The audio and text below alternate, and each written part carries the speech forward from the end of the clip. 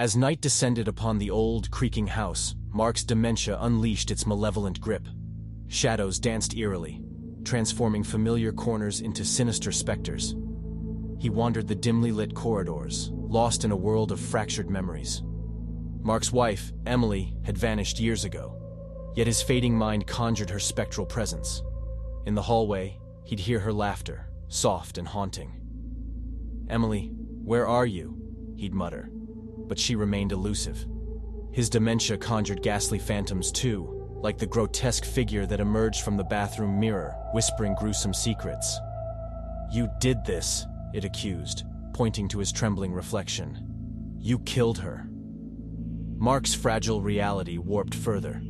He stumbled upon a locked door he swore never existed.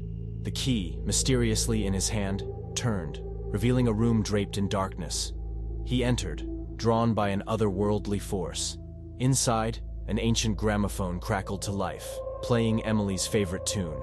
Mark gasped as her ghostly silhouette emerged, eyes devoid of warmth. "You forgot me," she accused, her voice a chilling echo. Mark screamed, trapped in a macabre dance with his deteriorating mind. His tormentors, real or imagined, relished the horror they unleashed upon his fractured psyche, turning his once beloved home into a nightmarish prison. In the depths of dementia's abyss, Mark found himself forever lost in the haunting labyrinth of his own thoughts. The dense ancient forest swallowed Sarah whole as she ventured deeper, leaving her utterly disoriented. Her hiking buddies had warned her not to stray from the path, but Sarah's curiosity had a way of luring her into uncharted territory. The sun had dipped below the horizon and twilight cast eerie shadows through the gnarled trees. Sarah had lost her way, and panic was beginning to set in. She reached for her phone, but the battery had died hours ago. Alone, she took a deep breath and tried to retrace her steps, but every direction looked the same. Her sense of time slipped away as the forest seemed to close in around her. As the darkness thickened, strange sounds whispered through the trees. Leaves rustled with a chilling voice, and distant cries echoed like mournful ghosts. Sarah's heart raced and she quickened her pace, but her foot snagged on a hidden root, sending her sprawling to the ground. In that moment, the forest fell eerily silent as if it were holding its breath. From the shadows emerged a figure hunched and cloaked in tattered rags. Its eyes gleamed with an unsettling luminescence. Sarah's throat tightened as she scrambled backward, her eyes locked on the creature. "Lost, are you?" the figure hissed, a sinister grin splitting its waxy, pallid face. It extended a gnarled hand towards Sarah, its fingers elongated and twisted like tree branches. "Fear not, for I can guide you home."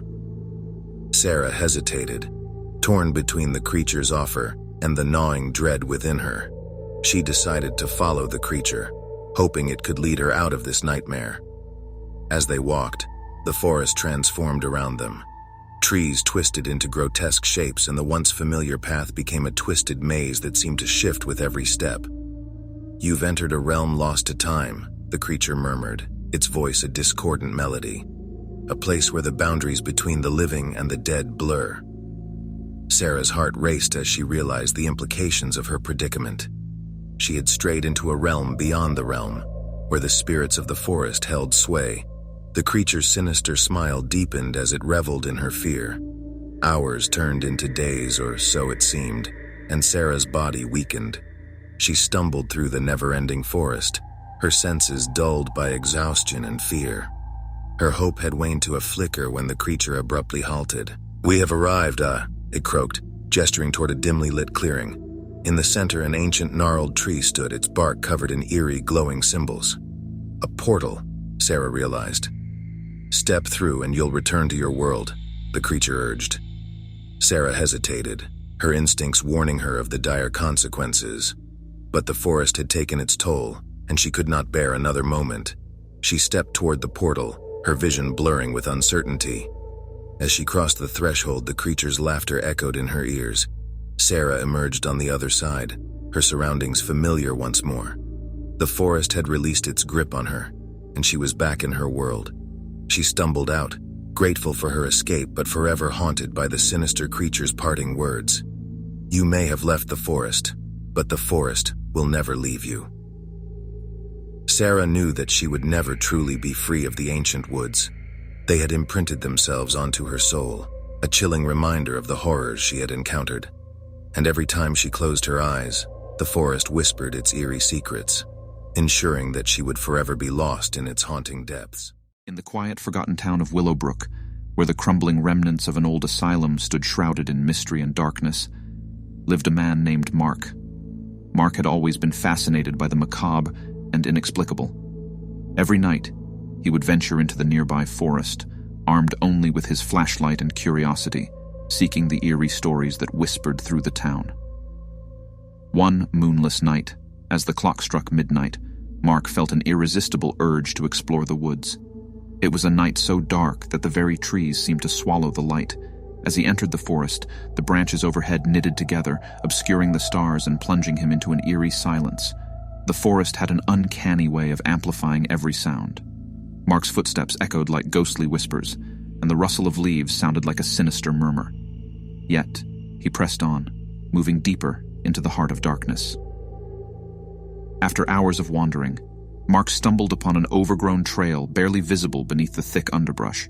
An ancient, moss-covered sign pointed ominously to the Willowbrook Asylum. The asylum had long been abandoned, and tales of its horrific past haunted the town. Unable to resist the temptation, Mark decided to follow the path. His flashlight's beam cut through the oppressive gloom as he approached the asylum's decaying facade. He felt a shiver crawl down his spine as he reached for the rusty doorknob. It creaked open with an agonizing groan, as if reluctant to allow anyone inside. Once within, Mark's flashlight flickered, casting eerie shadows that danced across the moldy walls. The air was heavy with the scent of decay, and he could hear faint whispers in the distance. Ignoring the growing unease in his chest, Mark ventured deeper into the asylum, searching for answers to the town's darkest secrets. In a dimly lit corridor, Mark's flashlight beam landed on a cracked mirror, and his heart skipped a beat. Reflected in the glass, he saw a lady in a white dress. Her face was pale, her eyes hollow, and her hair hung in damp tendrils around her face.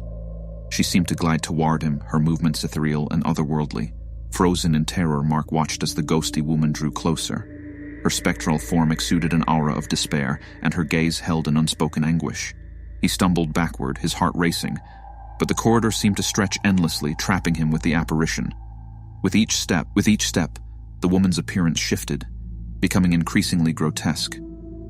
Her once white dress was now tattered and stained with dark, viscous fluid. Her eyes turned coal black, and her fingers elongated into gnarled, skeletal claws. A sinister laughter echoed through the corridor, a chorus of tormented souls. Mark's flashlight flickered again, and the apparition vanished, leaving him standing alone in the suffocating darkness. The asylum itself seemed to come alive, its walls pulsating with sinister energy. Mark felt an invisible force pulling him deeper into its nightmarish depths. As he stumbled through the asylum's labyrinthine corridors, the whispers grew louder, revealing the tormented souls of the past.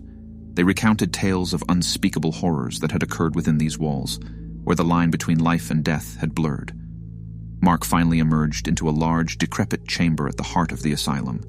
In the center, a flickering candle cast eerie shadows on the walls. At its base lay an old, weathered diary. With trembling hands, Mark opened it and began to read the final entry. The lady in white, a victim of our cruel experiments, wanders these halls seeking vengeance. She is a harbinger of our sins, and her torment shall never cease. As Mark finished reading, the candle extinguished, plunging the chamber into total darkness. He was no longer alone. The lady in white had returned, her grotesque form looming before him. With a blood-curdling scream, Mark realized that he was trapped in a nightmarish loop, destined to relive the asylum's horrors for eternity, just like those who had come before him. And so, in the heart of Willowbrook's darkness, the lady in white continued her haunting, and Mark became another chapter in the asylum's twisted history, forever lost in the abyss of the abandoned asylum.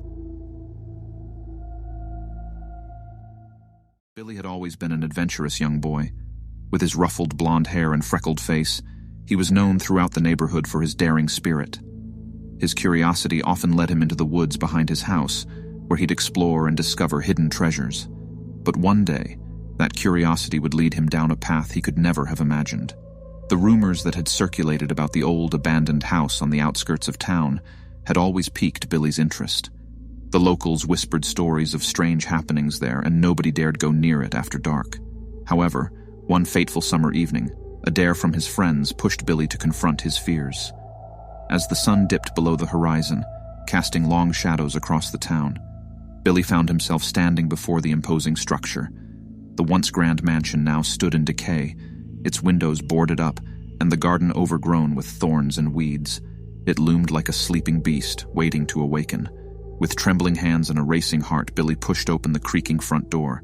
Inside, the air was thick with an unsettling stillness. Moonlight filtered through the shattered windows, casting eerie patterns on the dusty, decaying furniture. As Billy ventured deeper into the house, his flashlight casting long, distorted shadows on the cracked wallpaper, he couldn't shake the feeling that he was being watched.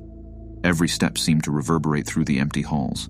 He stumbled upon a grand staircase, and the sound of a faint whisper drew him upward. "Come play with us, Billy." The voice beckoned, soft and haunting. Billy followed the voice, his trepidation growing with each step. It led him to a door at the end of the corridor. He hesitated for a moment, then slowly turned the knob. Inside, he found a room unlike any other. Antique toys littered the floor, their once vibrant colors faded by time. But what drew Billy's attention were the 3 children who sat in the corner. They looked like kids his age, dressed in outdated clothing, but their faces were ashen and hollow. "Who are you?" Billy stammered, taking a step back. "We've been waiting for you, Billy," the children said in unison, their eyes vacant. As Billy tried to flee, an invisible force seemed to pull him toward them. He struggled, but it was no use. The children's faces contorted into ghastly grins, and their outstretched hands began to reach for him. He screamed, but the room swallowed his cries. Meanwhile, in the town, the neighbors heard a faint sound, like the wailing of the wind. They glanced at the old abandoned house but thought nothing of it, for they knew better than to venture there after dark.